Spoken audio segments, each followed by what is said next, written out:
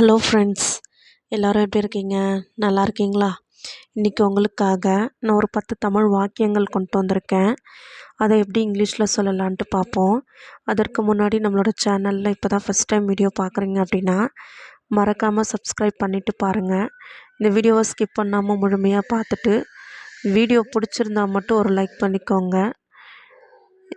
இந்த வீடியோ நம்ம நேற்று போட்ட வீடியோவோட ஒரு கண்டினியூவேஷன், சரியா?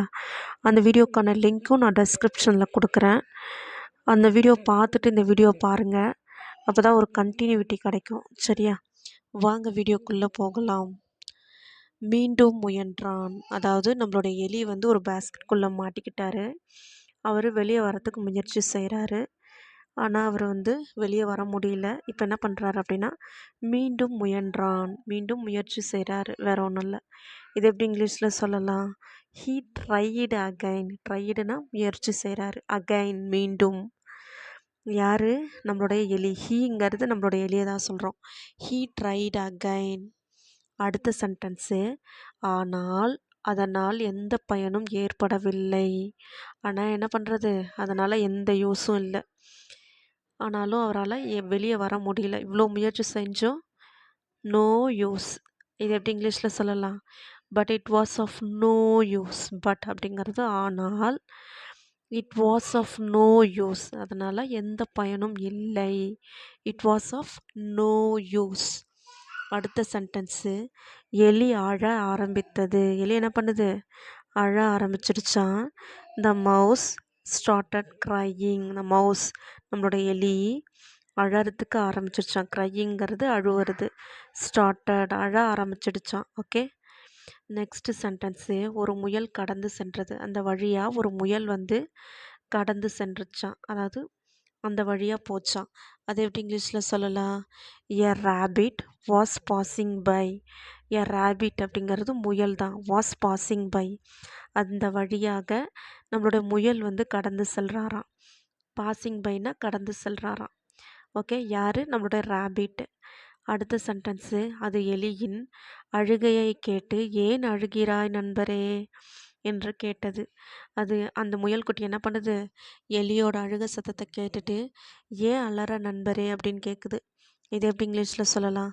இட்டு ஹியர்டு. இட்டுங்கிறது யாரை குறிக்குதுன்னா நம்மளுடைய முயலை குறிக்குது. முயல் தான் ஹியர்டு, அதுதான் கேட்குது. த மவுஸ் க்ரை, எலி அழுவுறத கேட்குது. கேட்டுட்டு அண்ட் ஆஸ்க்டு, என்ன கேட்குது அப்படின்னா why are you crying my friend. ஏன் அலற மை ஃப்ரெண்ட் அப்படின்னு கேட்குது. ஓகே, அடுத்த சென்டென்ஸு, எலி விளக்கியது. எலி சொல்லுது, அதற்கு பதில் சொல்லுது, நான் ஒரு சிறிய துளை செய்து சோளத்தை சாப்பிட கூடைக்குள் வந்தேன். நான் சின்னதாக ஒரு ஓட்டை போட்டுட்டு, இந்த பேஸ்கெட்டில் சின்னதாக ஒரு ஓட்டை போட்டு நான் அந்த பேஸ்கெட்டுக்குள்ளே இந்த சோளத்தை சாப்பிட்டேன் அப்படின்னு சொல்லுது. இது எப்படி இங்கிலீஷில் சொல்லலாம்? அந்த மவுஸ் எக்ஸ்பிளைனட். மவுஸ் என்ன நடந்துச்சு அப்படின்னு எக்ஸ்பிளைன் பண்ணுது. என்ன அப்படின்னா I made a small whole. நான் சின்னதாக ஒரு ஓட்டை போட்டேன். And game in to the basket. அதன் வழியாக நான் பேஸ்கெட்குள்ளே வந்தேன். To eat the corn. அதுக்கப்புறம் அந்த கார்னை சாப்பிட்டேன் அப்படின்னு சொல்லுது. அடுத்த சென்டென்ஸு, இப்போது என்னால் அந்த துளை வழியாக வெளியேற முடியவில்லை. என்னால் அந்த இப்போ ஓட்ட வழியாக வெளியே வர முடியலை அப்படின்னு சொல்லுது. இது எப்படி இங்கிலீஷில் சொல்லலாம்? நவ், இப்போது, I am not able to get out. என்னால் வெளியே வர முடியல. Throw that whole. நான் ஓட்ட போட்டேன் இல்லையா, அந்த ஹோல் வழியாக என்னால் இப்போது வெளியே வர முடியலை அப்படின்னு சொல்லுது. அடுத்த சென்டென்ஸு, அதற்கு முயல் அதிகமாக சாப்பிட்டது தான் காரணம். நீ அதிகமாக சாப்பிட்டேன்னு நினைக்கிறேன், அதனால் உன் வயிறு பெருசாகிடுச்சு, அதனால் அந்த ஓட்டை வழியாக உன்னால் வெளியே வர முடியல. ஸோ நீ இப்போ என்ன பண்ணுற அப்படின்னா வயிறு சுருங்கும் வரை காத்திரு அப்படின்னு சொல்லிட்டு போயிடுது. ஓகே, இது எப்படி இங்கிலீஷில் சொல்லலாம்? The rapid set. யார் சொல்கிறாரு? முயல் சொல்கிறாரு. த ரேபிட் செட் என்ன சொல்கிறாரு? இட் ஈஸ், இதற்கு காரணம், it is because you ate too much. நீ அதிகமாக சாப்பிட்டது தான் இதுக்கு காரணம் அப்படின்னு சொல்லுது. Wait till your belly strings. Wait பண்ணு, கொஞ்ச நேரம் வெயிட் பண்ணு, உன்னுடைய வயிறு சுருங்கும் வரை கொஞ்ச நேரம் வெயிட் பண்ணு. பெல்லினா என்னது? வயிறு. ஸ்ட்ரிங்ஸ் அப்படின்னா சுருங்கும் வரை வெயிட் பண்ணு அப்படின்னு சொல்லுது. ஓகே, அடுத்த சென்டென்ஸு முயல் சிரித்து கொண்டே சென்றது. முயல் என்ன பண்ணுது? சிரிச்சுக்கிட்டே போகுதாம். இது எப்படி இங்கிலீஷில் சொல்லலாம்? The rabbit laughed and went away.